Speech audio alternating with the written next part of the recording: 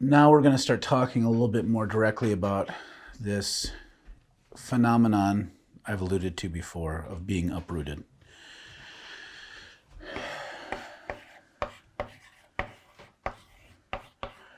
This concept of uprooting, it's not original to Simone Weil. A lot of thinkers will talk about the way in which modern society has disrupted, uprooted, and mobilized people. But two thinkers that talk about this the most, the way I've experienced it, have been Hannah Arendt, which we're going to talk more about later, and Simone Weil. Simone Weil wrote a book that people either love or hate called The Need for Roots. And in it, the first half of the book is basically about the cause of, actually the first half of it is about how being rooted is one of the deepest human needs.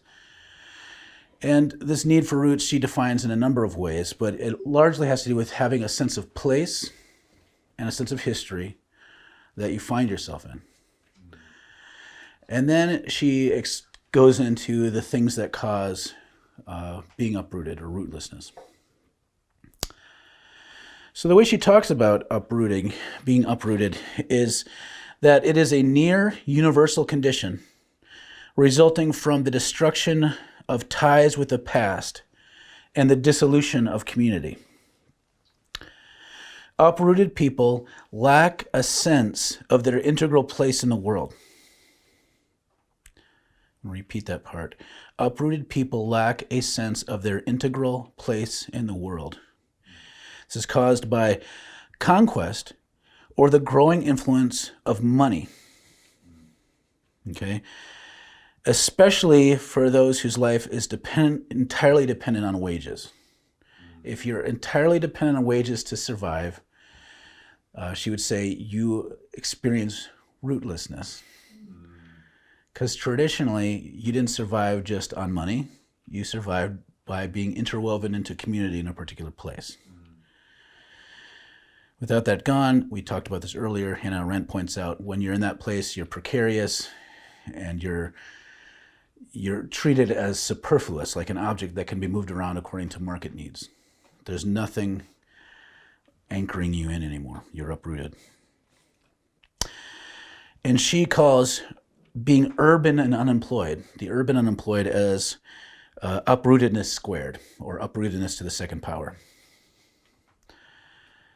Part of the rural experience, and why I feel sad whenever I go to rural places, especially like where my grandmother, her house used to be, and where my dad and aunts and uncles all grew up, was that town is one of these small towns that used to have a robust downtown, and then the downtown became shuttered, and then it almost died, and then since it's close enough to a city, it became like weird, displaced suburban land. And there's even where I remember right by my grandma's and grandpa's house, there it was a big yard, and there was a creek, and then there was I remember when the train got put in there for some reason, they redirected the train, and how everyone was upset.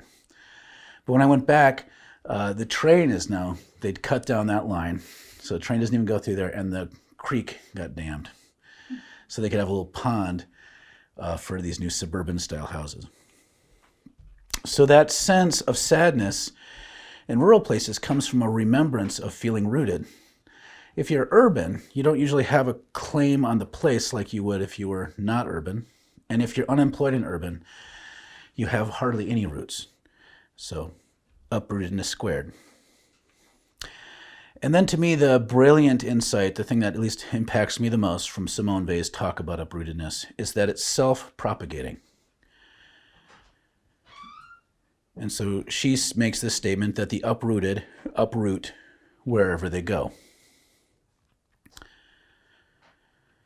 So if you have this experiences of uprootedness,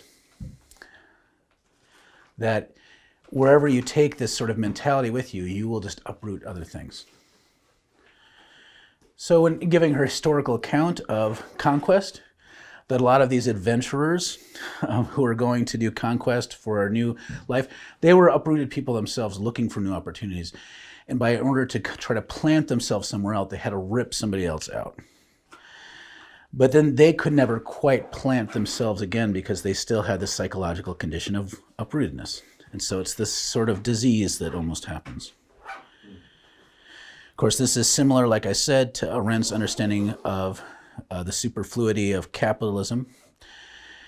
And what this does is it injects instability and fear into every nook and cranny of social life. So as I was thinking about this, the rest of our time together is mostly my own kind of riffs on how this affects what we think of as spirituality, particularly what some of us would call contemplative spirituality. Contemplative meaning, there's lots of ways to talk about what contemplative spirituality is, but it's an ability to give attention to what's real. Okay, so the goal of contemplative spirituality when silencing yourself is to pay attention so that you're dismissing or noticing ideas so you can hone in on the real stuff. That's one of the ways that people talk about it. I can't remember who said it right off the top of my head, but the definition a lot of people like of contemplative spirituality is it's a long look at the real, a long loving look at the real.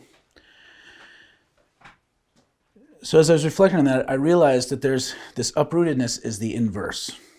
It's a way of beginning to inject unreality into our perception of reality.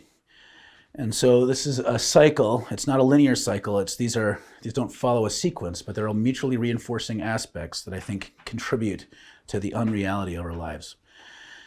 And so I'm going to work through these with our time together.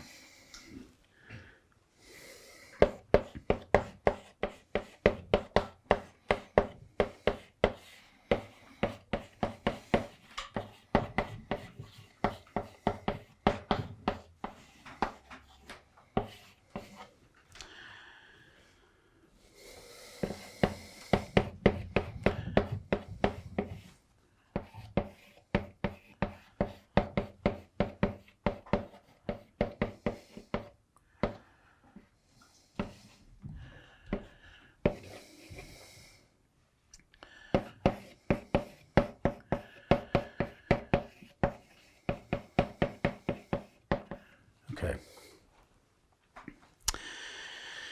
I'm going to try to work through these slowly to get you a sense of how these things reinforce these are the experiences of what it means to be a subject in the empire. Okay. First, I want to notice that this goes deeper, this imperial stuff we've been talking about goes deeper than just the structure of our society.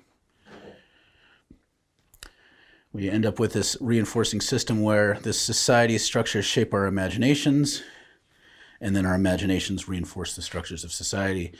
So it's an honest assumption of mine, and I've said this before, that if I, by some arcane magics, was able to make everyone pure-hearted, we'd still have racism and oppression because the system would be that way. And also by some similar token, if I could invoke the full magical powers of Karl Marx and force the systems of the world to be just according to my utopian vision and thought it all out, we'd still have oppression because our own conditioning is oppressive. So it creates this feedback loop, and it's part of the condition of, within the Christian framework, we might call it sin, that if you read through scriptures, you cannot have a definition of sin that is irreducibly personal, just like you can't have one that is irreducibly societal. Sin is a pervasive human phenomenon. And so, to me, this is part of my assumption in looking at this is, yes, we need to do the work of engaging in structural change. And like I've disclaimed earlier, that is worthy of a lot of attention, but the focus of my attention is thinking about us as persons, individual subjects, trying to ask, now what? And how we begin to uproot our own uprootedness and figure out a way to re-engage. What does the inner work look like, and how does that interplay with the social work? But I'm not going to get into the tactical stuff of the social work. So first, let's talk about apathy, this first condition. Again, like I mentioned from Hannah Arendt, that this experience of superfluidity or uprootedness injects instability and fear into every nook and cranny of social life. And what anxiety causes, anxiety can directly contribute to apathy, the feeling of numbness, of overwhelmed, or apathy can be caused by an overabundance of abstraction, which we're going to talk a little bit more later. But let's talk about apathy. One of my favorite theologians, Dorothy Sola, I'm not sure if I'm pronouncing that correctly. It's just interesting to me that most of my favorite theologians are generally ignored.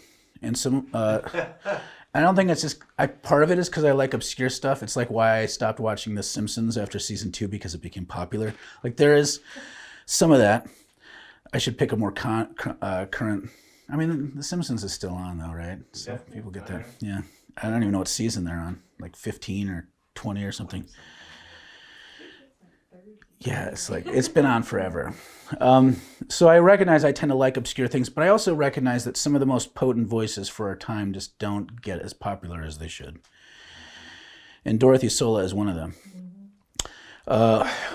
One of her most insightful books, and this is what I'm drawing from, is a book called Suffering. And her books tend to be shorter too. Like it's not a lot of stuff to chew through, but when she has an economy of space and thought that she gets right at it.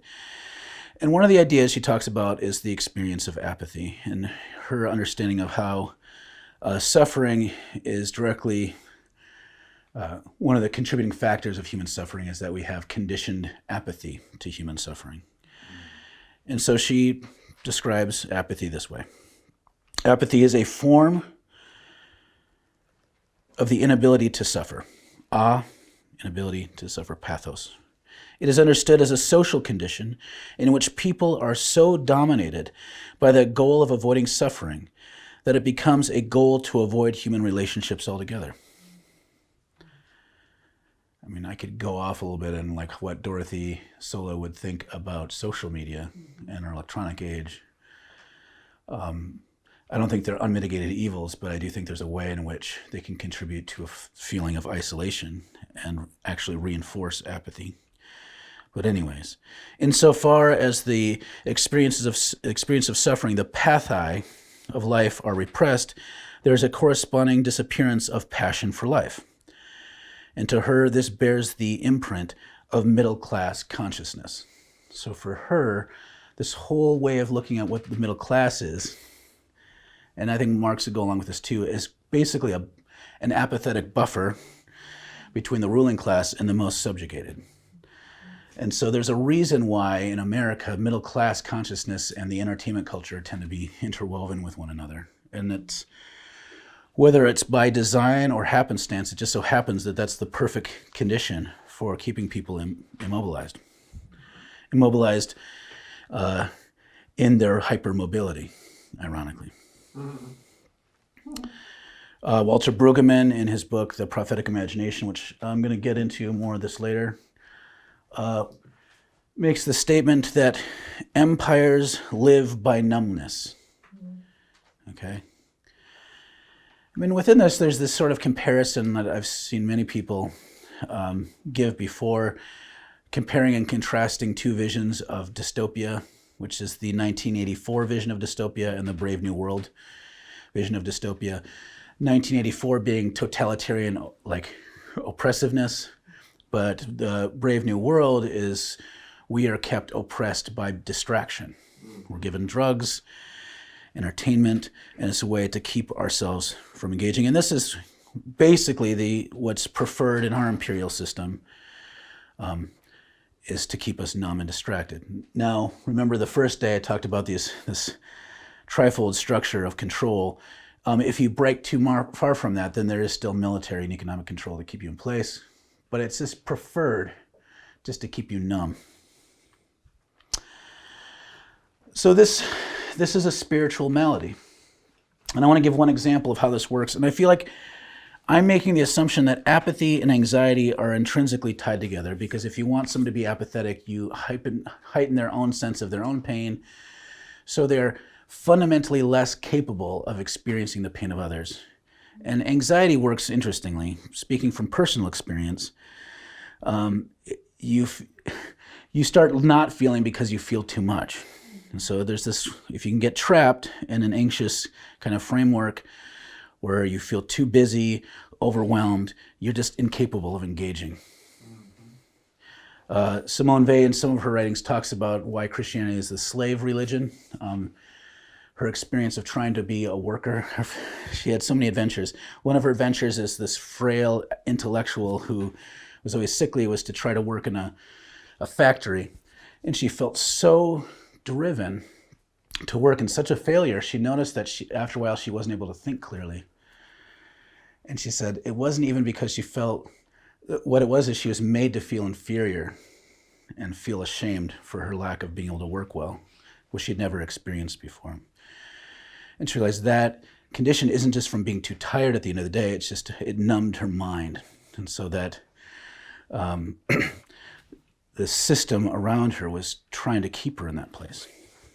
So anxiety fuels apathy. One of my favorite examples of this is the famous Darby-Batson study. So Princeton, I think it was in the 70s, did this. It's a funny study to me because what they did is they took two groups of seminary type students and they had them told them they were giving them different passages to study, but they all studied the Good Samaritan passage.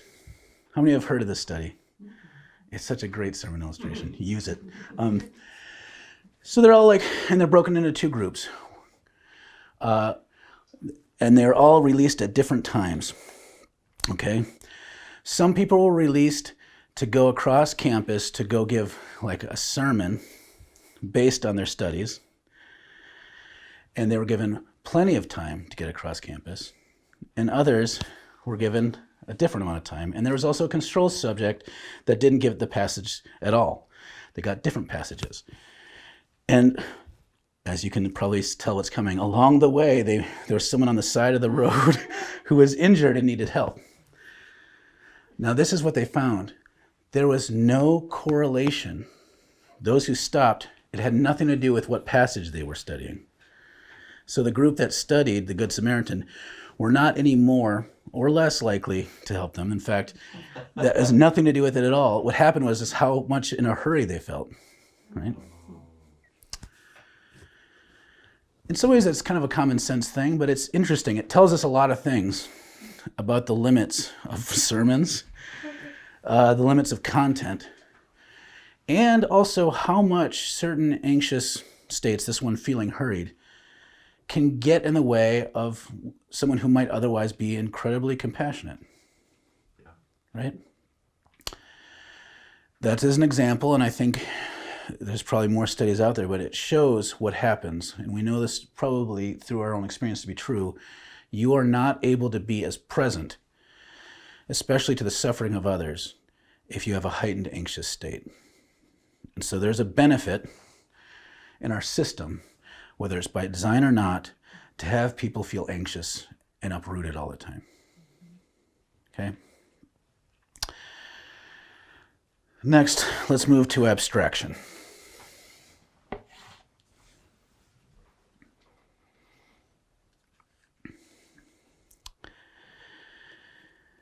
Abstraction is, the way I'm defining this word or using this word is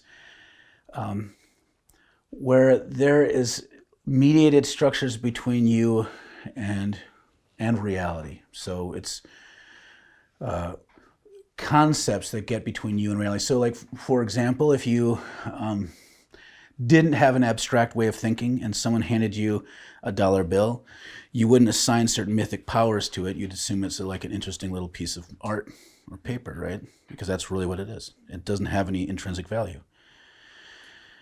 So there's layers of abstraction. And sometimes abstraction is helpful. Part of what it means to be human is to think about things abstractly, to analyze. But there are times when we get stuck in abstract ways of thinking that actually cause us to be inhuman, or perceived as inhuman and act inhumanely towards others. Now, abstraction is intensified through hypermobility, which we've already talked about. If you're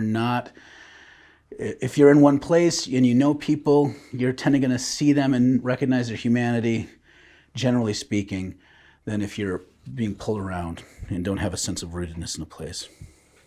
Abstraction can be caused by an oversaturation of images. This is why these myths that we talked about that are reinforced by a proliferation of memes or images and symbols, they're there to help abstract our understanding of reality. Okay? Plus there is bureaucracy, is our structural form of abstraction. Now, let's take a little second to talk about what bureaucracy does. And there are two forms of it. Mostly when we think about bureaucracy, we've been told to think about it purely in the terms of government bureaucracy.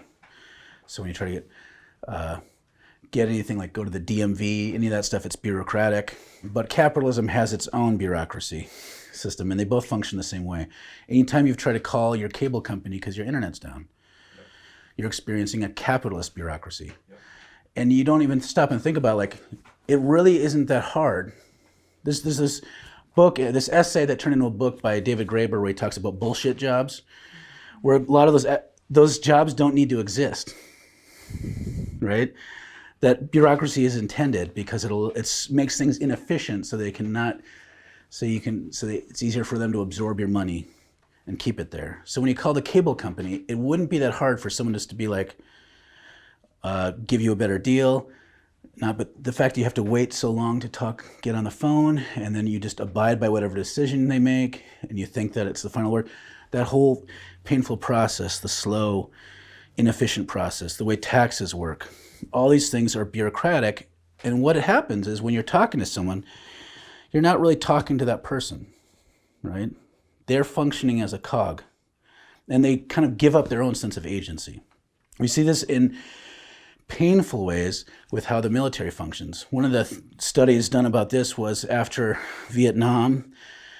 We know there's always atrocities in war, but this was the first time there was widespread awareness of the fact that American soldiers were like cutting off people's ears and doing horrible things, and they wanted to know why. And so M. Scott Peck was one of the people who did research on this, and noticed that psychologically speaking, there was someone who seemed entirely sane and compassionate before going to war. They go to war and do horrible things, and they come back, they go back to being sane and rational because they got into a groupthink where their sense of agency was wrapped up in a different sort of identity, and they lost themselves in it to the point where it didn't even fuck them up afterwards.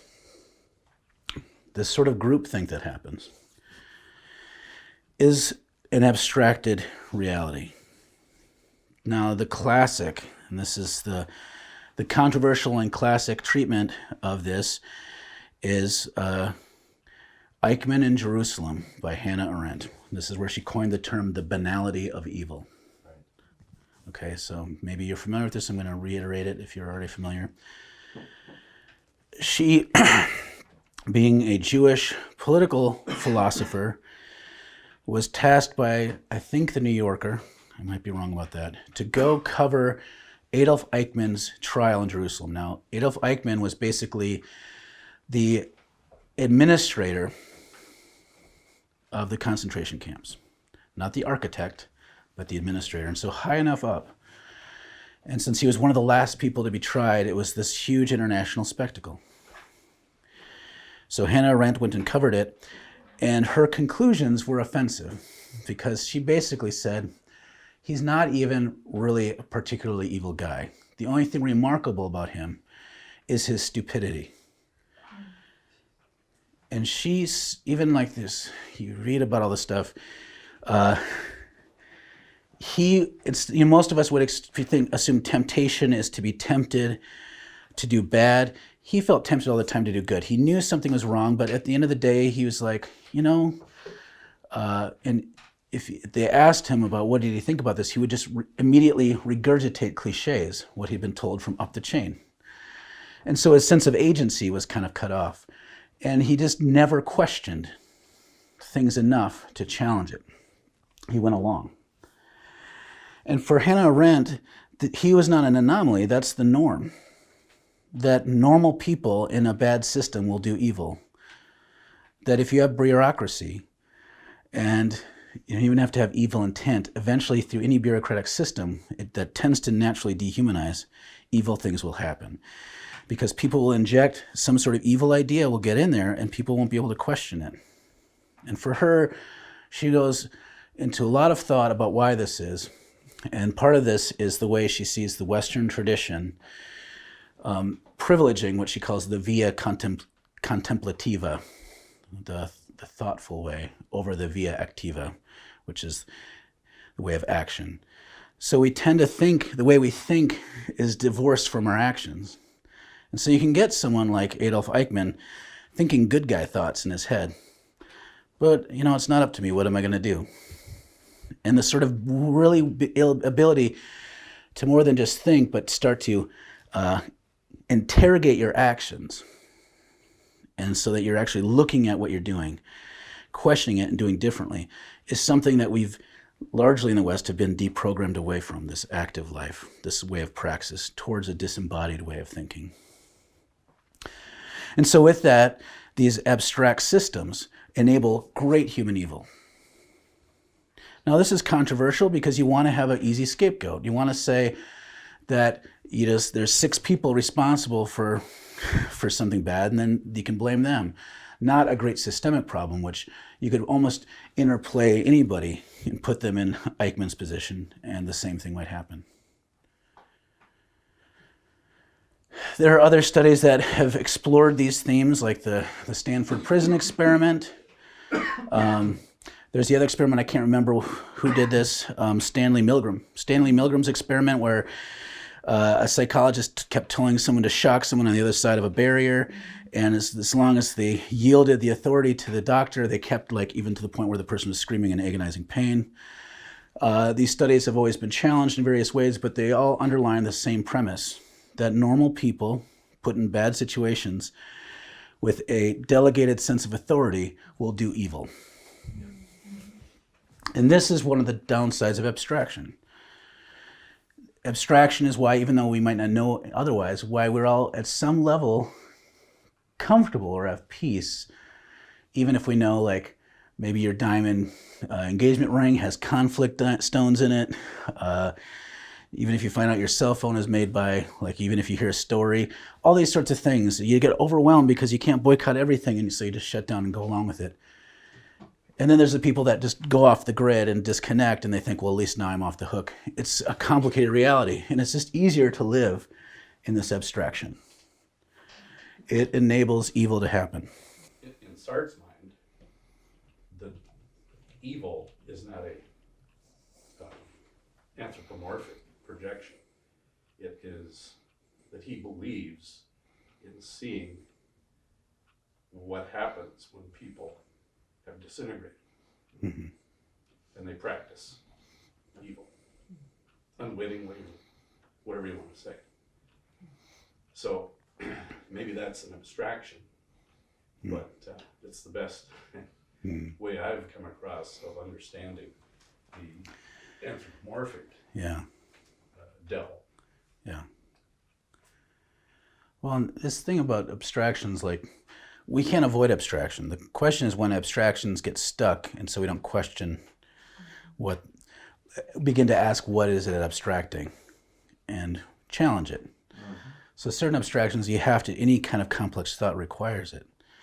But then they become habits of mind, cliches almost, and we don't peer what's underneath. And that's when evil can be concealed. But I do like even the move you did of recognizing that even though it seems more abstract because it's maybe more foreign to our thinking, to me, an evil that exists in human spaces of neglect is much more of a concrete reality than if we want to blame the devil, which is an ultimate abstraction, if you think about it. Because then we can actually go and name the evil that we see, which is, I think, hard. Gregory Baum, who was, I think, Canadian, liberation theologian, talked about how if you go up to anybody, even Adolf Hitler, and ask if he believes in justice and love, he'll be like, I totally believe in justice and love. And so naming justice and love or saying I hate injustice is meaningless. It's when you name the evil in particular that things go south. And so reflecting on Oscar Romero, a couple years after his death, Baum said, the problem was not that Oscar Romero stood for justice against injustice. It's that he was stood against particular injustices and demanded a particular sort of justice, and for that he was killed. So I think that's even like our understandings of the good become abstracted. And they should be funnels that guide us more deeply into presence and truth. And if they don't, if we experience a concept that allows us to avoid something, then we know that it's an unhelpful abstraction.